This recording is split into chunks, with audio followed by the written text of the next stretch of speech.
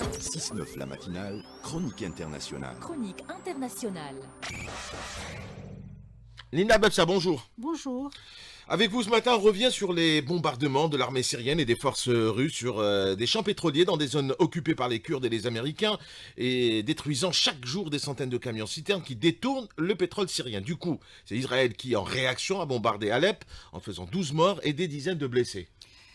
Eh bien, l'or noir syrien est siphonné par deux sociétés, notamment ExxonMobil et la Crescent Delta Energy, qui contribuent depuis 12 ans déjà à son détournement depuis Deir ez-Zor, une région qui compte 11 gisements riches en hydrocarbures.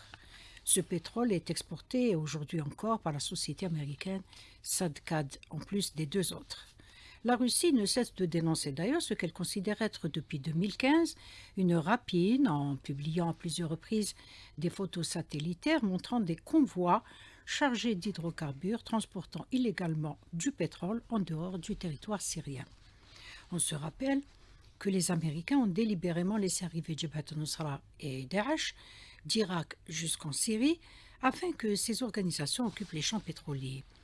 Ces champs de pétrole sont également occupés par les Kurdes sous protection occidentale.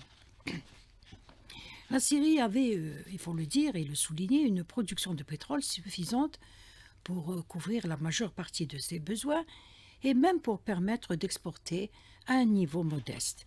Ce pétrole a permis de générer une manne de pétrolière permettant aux groupes terroristes de payer des mercenaires venus de toute la terre et de faire fonctionner ainsi leur administration.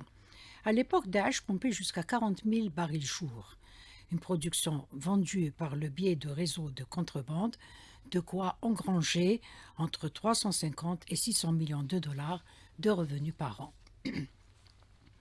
Les premiers champs de pétrole et de gaz exploités par les terroristes se trouvaient au nord du pays, à Hasaka d'abord, à Raqqa ensuite, et au champ de Souaidia, le plus grand du pays. Une fois Daesh battu, Trump retire ses troupes de la frontière turco-syrienne et les base chez les Kurdes pour protéger les champs pétroliers de l'Est syrien. Joe Biden, lui, n'a pas changé de politique et poursuit la logique guerrière de ses prédécesseurs.